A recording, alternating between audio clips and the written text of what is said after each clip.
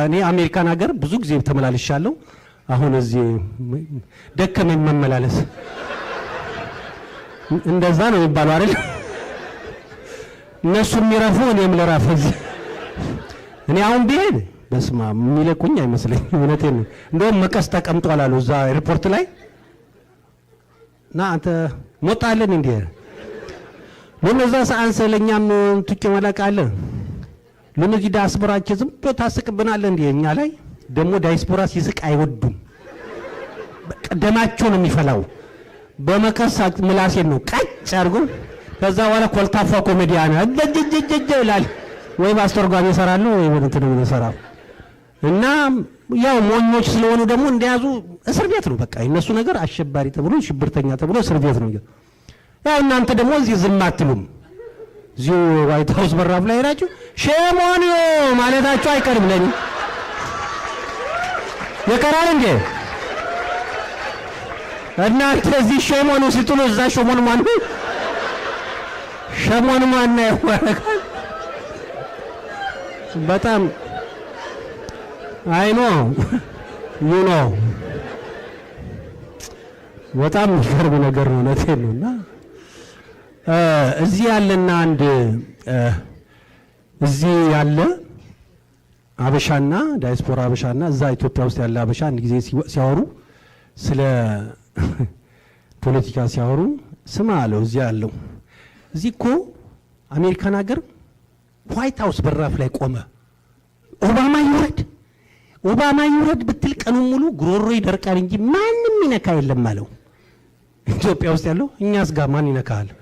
ማን አባቱ ይነካል? ቤተ መንግስት በራፍ ላይ ቆመ ኦባማ ይውረድ ብትል አረ ሌላ መስሏችሁ ነው? ወረደ እንዴ?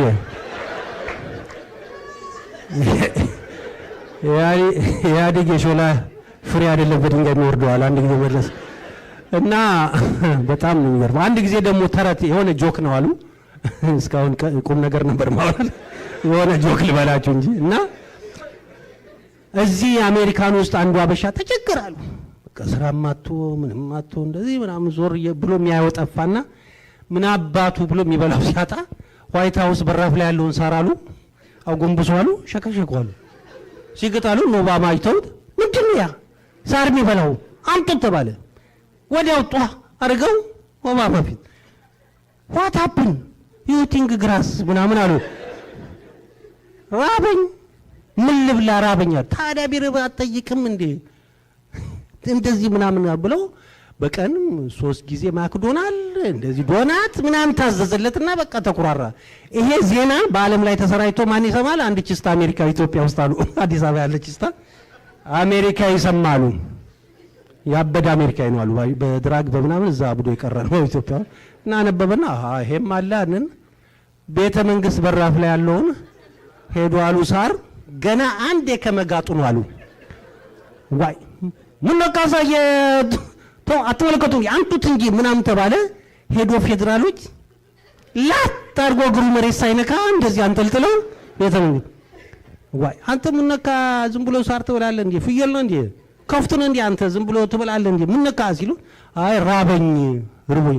ዋይ ታዲያ ቢሮብህ ነገ ምን በላለሁ ብለህ አታስብም እንዴ? ዛሬ በሙሉ ጨርሰህ ነገ ምን ልትበላ ነው? ከፍ በቀሳት በላም እንዴ? ይሄ ግማሹ ትበላለህ ይሄን ግማሹ አሁን ይኸው ሳር ማጨጃ አድርገውታል አሉ። እዛ ሳር ሲያደጋሉ እሱን ይነኩታል አሉ። እንደዚህ ሀገር ነው። ልዩነቱን ተመልከቱ እንግዲህ እዛ ሀገር በጣም በጣም የሚገርም ነገር ነው። በጣም መቼም እኔ እውነቴን ነው አንዳንድ ጊዜ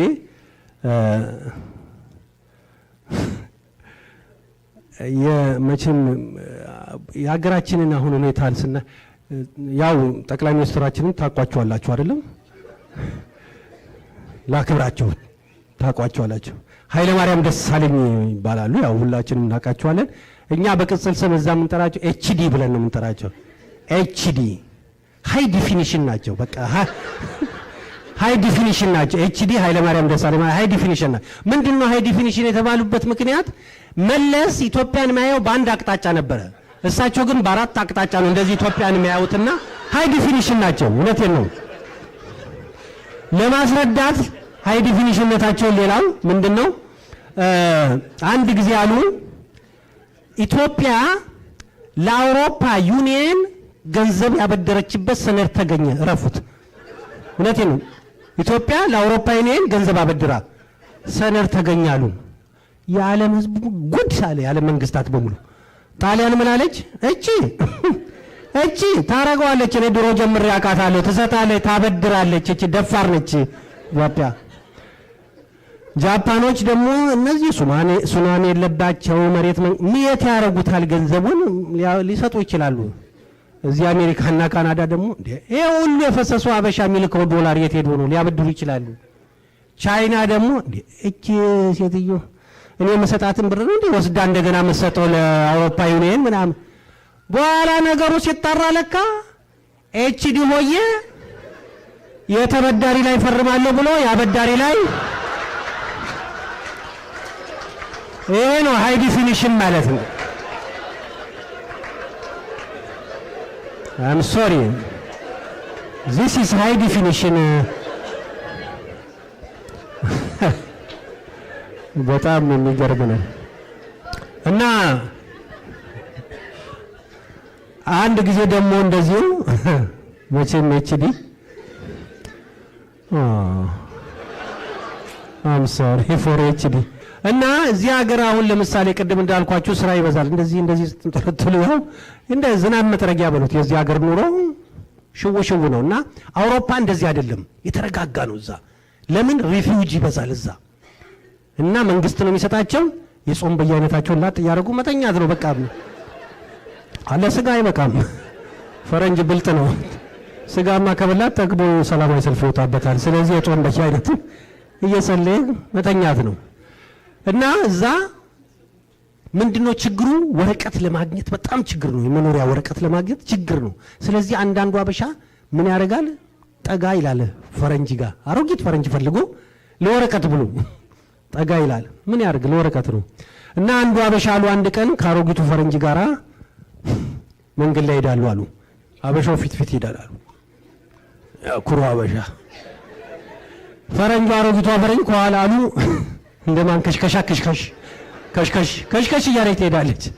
እና ፈረንጇ ወደቀች አሉ። ልጁ አላየም፣ ዝም ብሎ ሲሄድ አሉ። ሌላው አበሻ አየና ኧረ ባንደ ወረቀቱን ጥላሉ አራስ። መቼም ኢትዮጵያ ውስጥ አንድ ጊዜ በቅንጅትና ኢህአዴግ 97 ምርጫ ጊዜ በጣም የሚገርም ነገር ብዙ ጋዜጣ ነበር፣ ስለ ፖለቲካ የሚያወራ ብዙ ርዕስ ያለው ጋዜጣ ነበር። አርስቱ ራሱ ብዛቱ እና የሚወጣው ቅንጅት ከተባለ ሰው ሁሉ በሽሚያ ነው። እንደውም ለጎረቤቱ ሁሉ ነው ሰው የሚገዛውና አንድ 6-7 ጋዜጣ ይዞ ነው ወደ ሰፈር የሚሄደውና እዛ ለሰው ነው አይደርስም። እሱም በጣም ብዙ ሽቀላ ነበር እዛን ጊዜ። እና ብዙ የሜዲካል ጋዜጦችም ነበሩ። የሚገርመው የሜዲካል ጋዜጦች ማንም የሚያያቸው ጠፋ። ይሄ ስለ ሕክምና ስለ ምናምን የሚያያቸው ሁሉ ጠፋ። ስለዚህ የሚያደርገው ሲያጣ አንድ የሜዲካል ጋዜጣ ምን አለ? ቅንጅት አይደለም የሚፈለገው ላው ላይ በትልቁ ርዕስ የቅንጅቱ መሪ ኃይሉ ሻውል ለሕክምና ወደ እስራኤል ሄዷል። ሰው ቅንጅት ሲል ብቻ እንዳለውም ተሻምተው ገዙት። ውስጡ ሲገቡ ሲያነቡ ወደ እስራኤል ሄዷል ለሕክምና ለቀዶ ጥገና ነው የሄዱት እሳቸውና በጣም አስቸጋሪ ነው። እና መቼም አንዳንድ ጊዜ መቼም ዘንድሮ ኢትዮጵያ መንግስት ጋዜጠኛውን አስሯል፣ ግማሹ ተሰዷል። ጋዜጠኛ የለም ኢትዮጵያ ውስጥ አሁን ጋዜጠኛ ያለ አይመስለኝም። አሁን ወደ ጋዜጣ አዟሪ እየተሸጋገረ ነው። ጋዜጣ አዟሪ ነው የቀረው። እነሱንም ማሰሩ አይቀርም። ሌላው ቀርቶ እንኳን እኚህ መምህር ግርማ የሚሏቸውን እኔ ለምን ሰይጣን አወጡ ብሎ ለነገሩ እኛንም ማውጣታቸው አይቀርም ሰውዬ ብሎ ነው ያሰራቸውና ራሳቸው ሰይጣን ስለሆኑ የሰይጣን ስራ ስለሚሰሩ መንግስትን እኚህ ሰውዬ ብለው አድረው እኛንም ሳያስወጡን አይቀርም ከዚህ። ስለዚህ ታሰሯል። የሰው ሀገር ሰይጣን እዚህ ባለፈው ሳምንት የሰይጣን ቀን ተብሎ ሀሊዮን ተብሎ እርስ በራሱ ተስማምቶ ከሰይጣን ጋር ሰው በዓል ተቃቅፎ ያከብራል። የኛ ሀገር ሰይጣን ይሁን በጣም ይገርም ነው።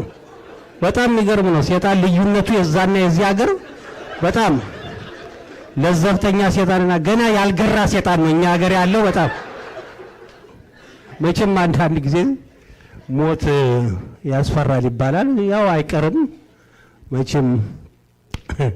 አንዱ ደግሞ መቼም ኢትዮጵያ ውስጥ ፌዴራል አንዳንድ ጊዜ ሲማታ ከሞት ተነስተ ነው የምትነሳው። አንዳንድ ጊዜ ሲያም ይሄ በተለይ ዱላቸው ይጎማን ይባላል። ዘጭ ሲያደርግ ይሄ ወገብ ወይ ጎንበስ አይባል ወይ ቀና አይባል።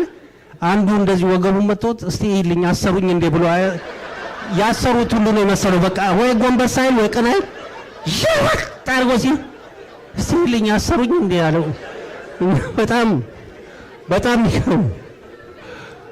አንዱን እንደዚሁ በሰደብ ግው ሲያረጉት ጋሼ ፌዴራልዬ ሞትብሃለሁ፣ ጋሼ ፌዴራልዬ ሞትብሃለሁ፣ ሞት አታ ጥብላቃ ምን አባትክ ነው የምትሞተው? ግው ሲያረጉ አላልኩህም ብሎ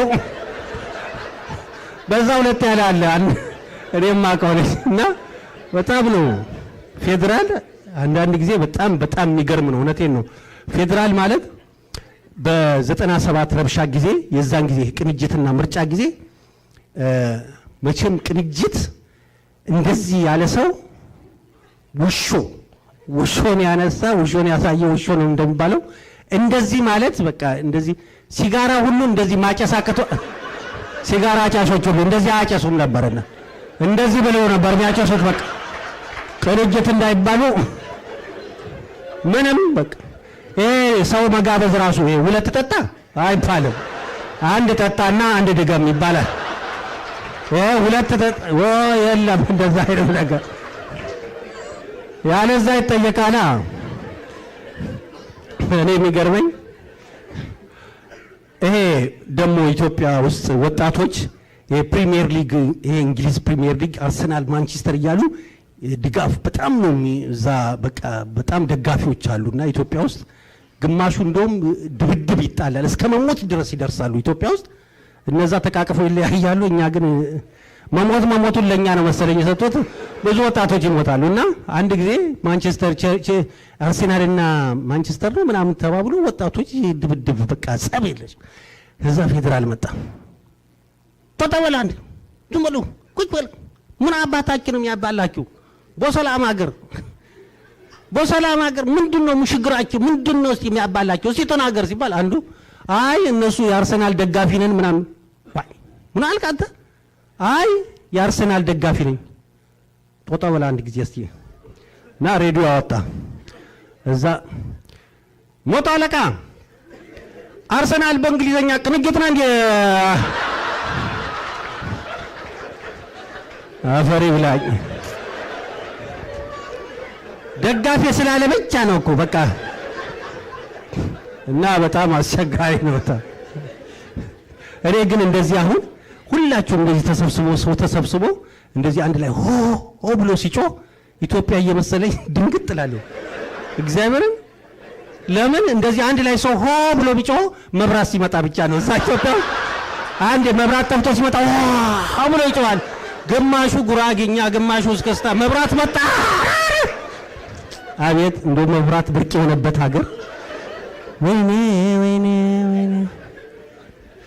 በፊትማ በተራ ነበር በፊት፣ አሁን በተርታ ሆኗል አሉ። የሚጠፋው በቃ ምንም በጣም ያሳዝናል። እውነቴን ነው። አሁን ሰው ለመሞት ሁሉ ፈልጎ አንዱ መብራት ይዤ ኤሌክትሪክ ይዤ ሞታለሁ ብሎ ቆርጦ ሄዶ ሲይዝ የለም።